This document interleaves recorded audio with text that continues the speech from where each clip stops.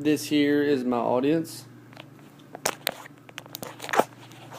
My name is Randall and today we're going to be talking about land-based shark fishing. Now, if you're asking yourself, what is land-based shark fishing? It's just fishing for sharks off the shore.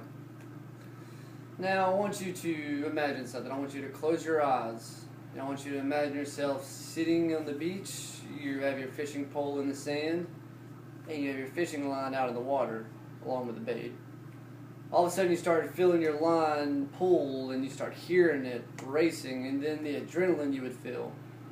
People look for rushes like that all the time, whether it be from roller coasters, haunted houses, or like what we're going to be talking about today, hunting one of the most feared predators on earth. Now, I would bet that a majority of our society has seen the movie Jaws. I would also bet that for those who have seen it, two ideas about sharks popped up. Either you're terrified of them, or you're fascinated by them. Now, over the past couple weeks, I've had time to do some research on land-based shark fishing. Today, we're going to be learning about the history of land-based shark fishing. We're going to be learning how it's a research-guided sport through the Blacktip Challenge, and also the recommended baits and equipment that are to be used for shark fishing. The International Land-Based Shark Fishing Association states in an article that the sport began in about the early 1900s when a group of determined anglers wanted to make their way to the top of the food chain by hunting and hooking into the most feared predator on earth. Over time, like with anything, we evolve and make it simpler to hunt for sharks. One of these ways, for example, is the way we get our baits further out. We've managed to create wave runners, kayaks, and even piers to take our baits out further and make catching a shark much easier than it was back then. Next, we're going to be talking about how the Blacktip Challenge has led the sport to be a research-guided sport, as Josh Jorgensen states in an article. The Blacktip Challenge is a fishing event held off the east coast of Florida.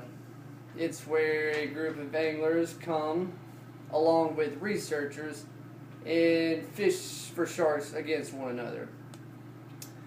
Once a shark is caught and brought on shore, the researcher comes and swabs the shark's mouth and tags it for scientific research. The next thing we're going to be talking about is the equipment that is to be used. Now, we interview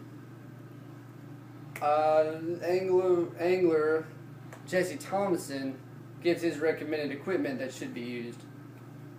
First, he obviously says a rod and reel.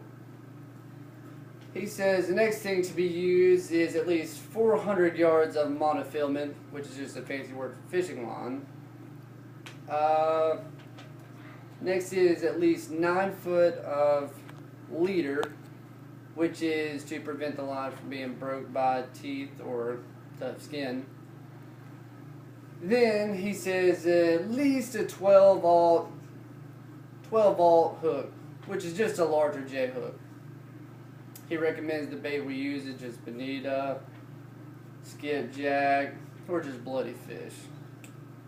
Once you have all these, you're ready to hook up, drop your bait out, and catch you a shark. Today we've learned about the fundamentals of land-based shark fishing. We've learned about the history of it.